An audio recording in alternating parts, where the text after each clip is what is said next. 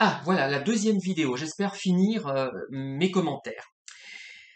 Alors, autre citation de ce livre, Règlement de compte d'auteur de Graciane Astoy ou Astoy. Je suis désolé, hein, je ne sais pas. Je ne suis pas assez renseigné, c'est mal, mais je n'ai pas envie non plus de faire une vidéo formatée qui ne serait pas spontanée, parce que si ce n'est pas spontané, je n'y arrive pas. C'est impossible, je ne peux pas faire, je vais être bloqué et ça ne correspondra pas à mes vidéos habituelles.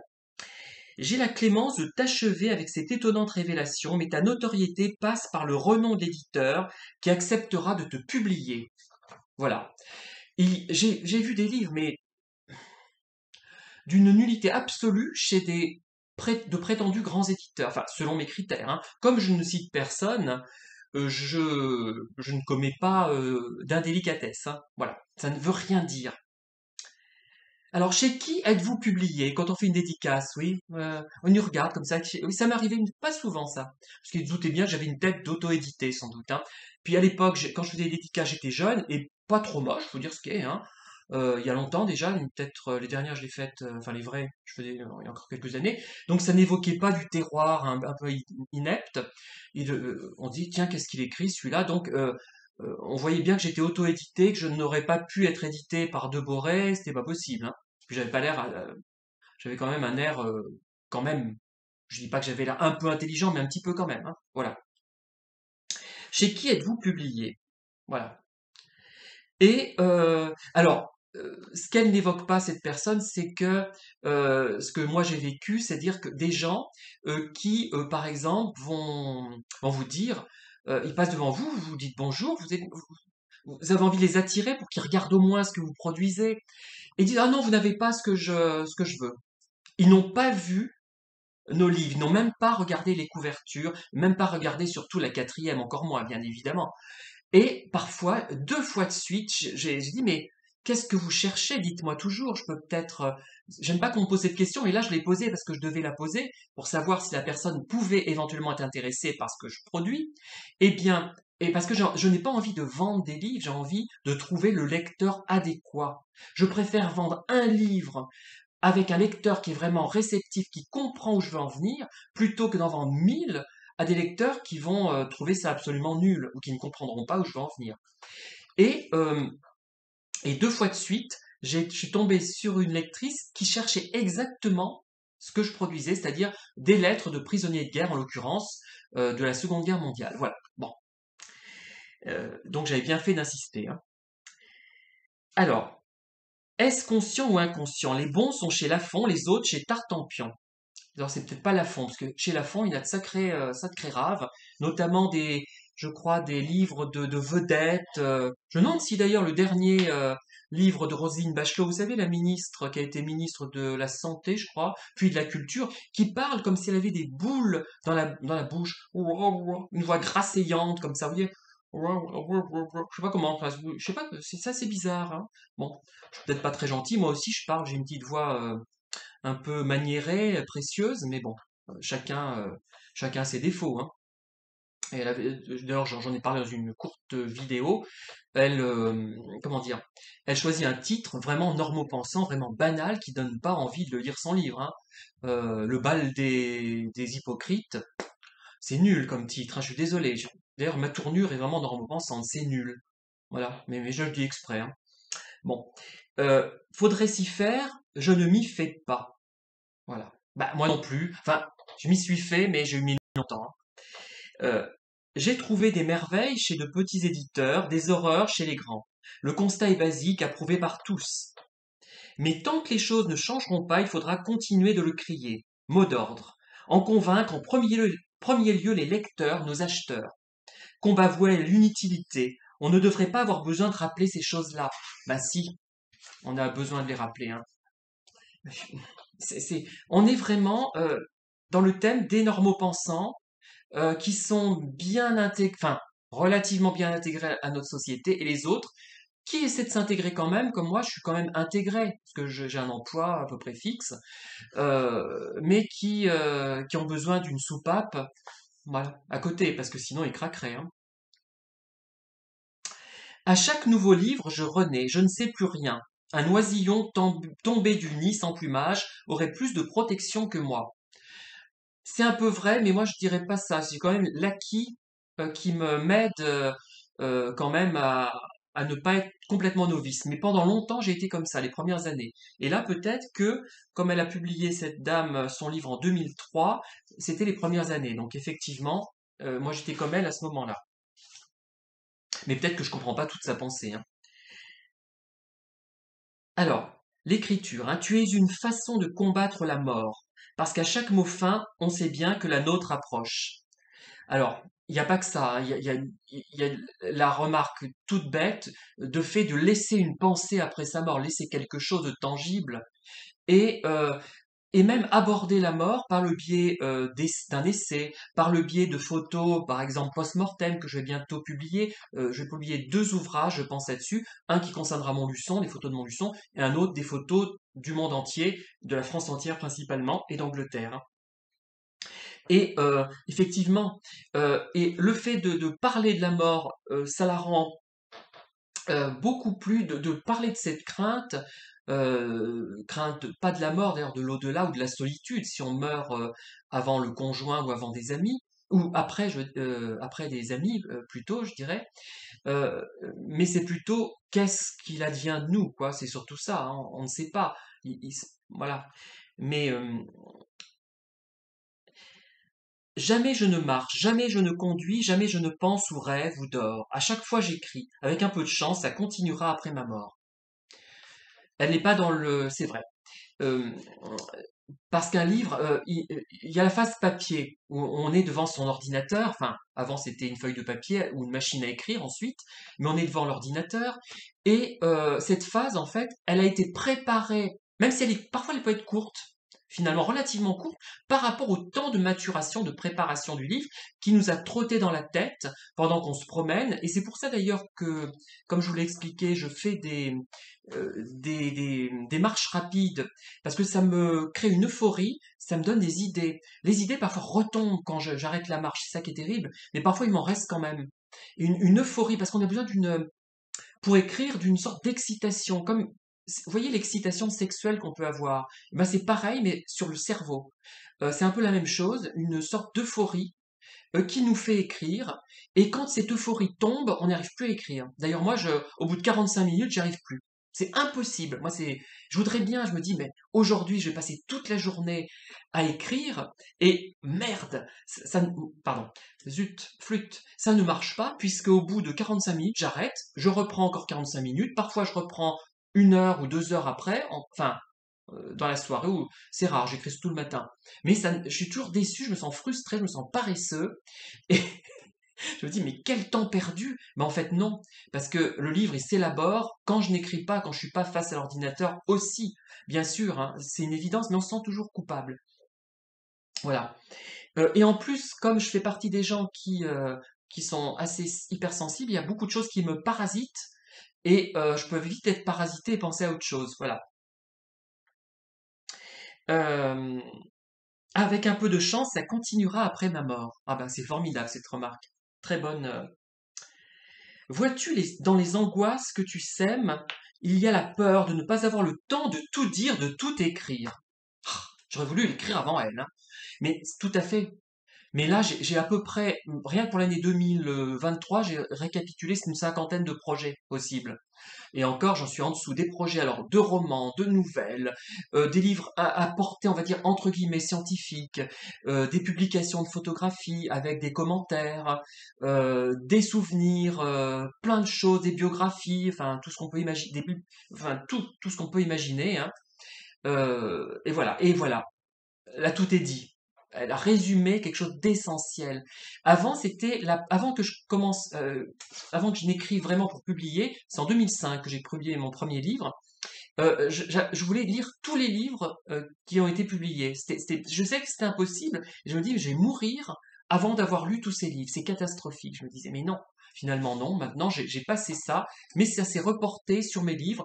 Et je voudrais quand même, avant de mourir, écrire euh, tous les livres qui me semblent importants aujourd'hui. Bon, après, le problème, c'est qu'un livre me fait penser à d'autres livres. Il y a un livre, paf, ça se dit que je suis en train d'écrire un livre, et ben merde, tiens, ça me fait penser que je peux écrire aussi sur ça, sur ça, sur ça, sur ça. Donc ça se multiplie, vous voyez? Ça fait Comme un feu d'artifice, il y a le premier jet, puis après ça se crac, puis ça se subdivise encore. Voilà, c'est très ennuyeux ça. Ça fait que pour l'écriture, pour le reste, je suis pas comme ça. Euh, En fait, deux craintes existent en simultané, celle que je viens d'énoncer et celle de se lever un matin sans plus de mots à jeter sur le papier. Non. Alors moi non, par contre, pas du tout. Par contre, je sais par exemple, j'ai un roman en tête, un thriller qui me semble très drôle, enfin pour moi, en tête. Donc je vais écrire à la manière de Mary Higgins Clark que je trouve très compétente. Elle fait de bons produits. Ce n'est pas une véritable créatrice au sens vrai du terme, parce que ce sont des produits qu'elle fait, mais bon, ou Carol Higgins Clark, qui a des pointes de génie, elle, par moment, dans l'humour. La façon dont elle procède, je vais l'utiliser à ma façon, et pour faire un roman un petit peu haletant, oui, si on peut dire.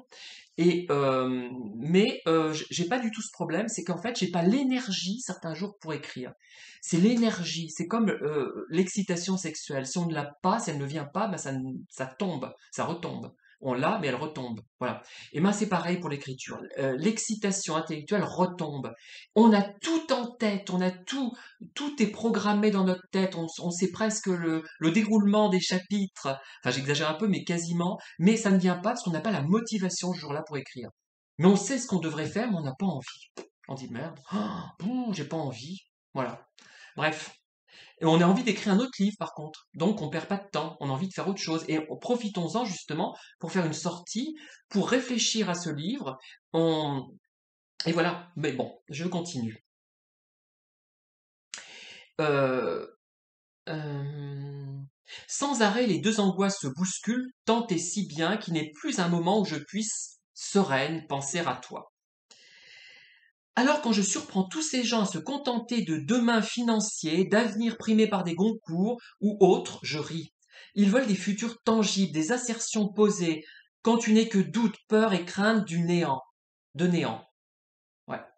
Là, c'est très bien dit, donc il n'y a rien à ajouter. Et les préoccupations de certains, mais c'est terrible. Si vous faites des salons, surtout j'en ai fait pas mal à un moment donné, mais contraint et forcé, on m'a persuadé de les faire, souvent, mais je voulais pas, moi, parce que je voyais que je n'étais pas du tout en phase avec beaucoup de gens qui étaient là. On me mettait toujours à côté de quelqu'un qui me disait que ah ben la dernière fois j'en ai vendu 30 et à côté de moi il en vendait 2 alors que moi j'en vendais 8. Chercher l'erreur. Et je lui portais malchance certainement, hein. J'étais vraiment un porte-guigne.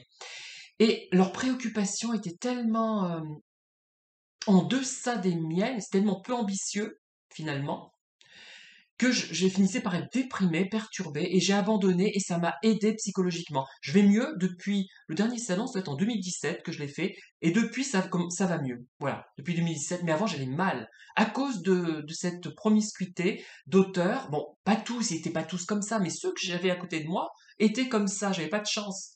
Alors qu'il y en avait d'autres comme moi, certainement à l'autre bout du salon, mais je n'avais pas la possibilité forcément de parler avec eux. Voilà. Alors, voyons. Car le sujet suivant me taraude. Je l'ai dit plus haut et je ne cesse de l'écrire vite pour ne pas que la mort me surprenne en chemin. Voilà. Quand je suis sur un livre, je pense au suivant déjà. Je suis déjà dans la projection et je me dis, mon Dieu, est-ce que j'aurai le temps d'écrire tout ce que je veux avant de mourir? Mais c'est incroyable cet auteur. Mais on est pareil, quoi. À part qu'on n'a pas du tout le même style d'écriture, hein. Pas du tout, du tout, du tout. Et si elle me lisait, la pauvre, elle dirait, mon Dieu, qu'est-ce qu'il est académique. Non. Enfin, académique avec des contenus, paraît-il, très originaux. Mais bon, académique au second degré, hein, bon voilà, aussi, hein. C'est mon seul rêve d'éternité, avoir le temps de tout écrire en sachant que ce ne sera pas possible. Voilà. Ah ben là, on est proche, pour moi, du génie, c'est pas possible. Enfin, c'est exactement ce que j'ai envie, que je pense. Je dois être un génie. Moi, je suis un génie aussi. Tiens, c'est pas possible. Enfin, voilà ce que j'ai envie de lire. C'est mon seul rêve d'éternité, avoir le temps de tout écrire en sachant que ce ne sera pas possible. Avoir le temps de tout écrire en sachant que ce ne sera pas possible. J'ai envie de le répéter, de le redire X fois. Voilà.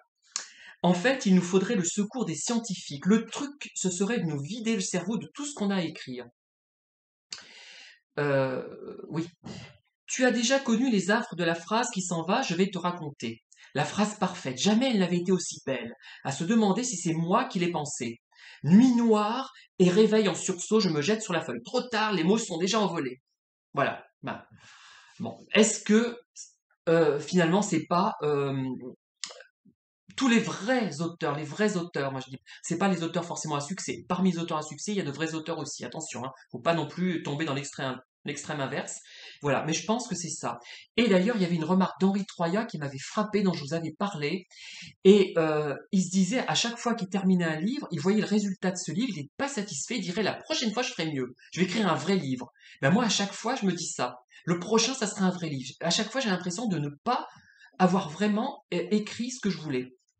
Et pourtant, en ayant pourtant la motivation, mais c'est pas tout de suite après l'avoir écrit. Pendant un certain moment, je suis très content de moi, je suis très fier, oui, c'est pas mal. Puis 6 mois après, je dis mais je repasse, je regarde un peu des passages, je dis bon, bon, quelle horreur, quelle horreur.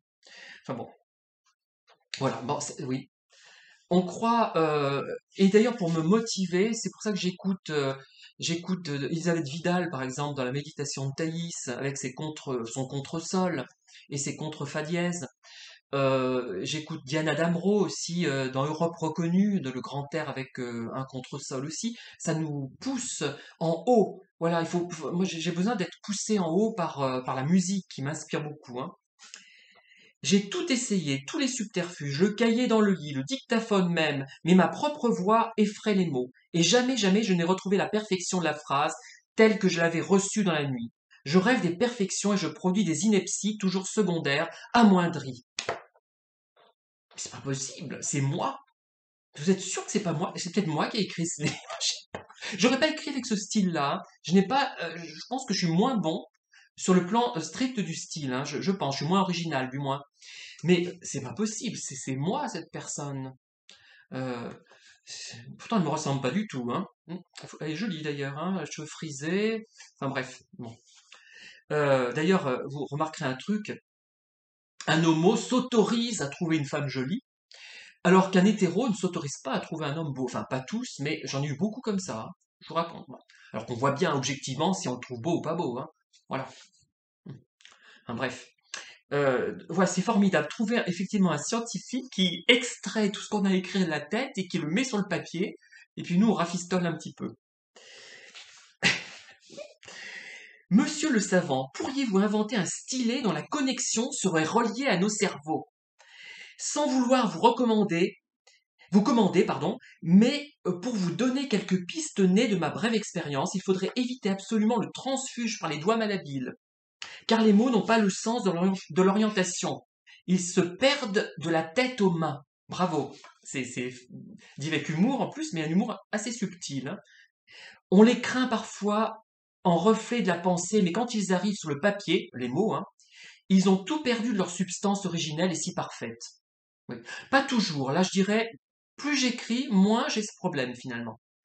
Plus j'arrive à me rapprocher de ce que je veux. Ouais, me rapprocher de. euh, D'ailleurs, dans un de mes livres, j'ai terminé là-dessus sur la voix d'Elisabeth Vidal quand elle pousse les contre fa dièse et le contre sol de la méditation de Thaïs. Il ne faut pas chercher. On touche quelque chose d'exceptionnel, mais il ne faut pas chercher à le qualifier, je dirais. On peut pas. C'est pas possible. Bon, bah, je vais peut-être arrêter là pour cette fois. J'ai encore beaucoup de choses à commenter, mais je vais arrêter. Je vais déjà diffuser ces 2 premières vidéos. Je vais mettre un marque-page et vous me direz, enfin ceux qui auront le courage d'aller au-delà me diront ce qu'ils en pensent. Bah, je vais le mettre dans mes lectures, hein, cette vidéo, alors que la plupart ont bénéficié de moins d'une minute. Elle va bénéficier de peut-être 3-4 heures, hein. Voilà, donc c'est un livre, moi, qui m'a vraiment marqué. Je le redis, donc, Règlement de compte d'auteur. Je vous mets le livre, je ne vais pas prononcer le nom d'auteur parce que je risque de mal le prononcer. Voilà, à bientôt.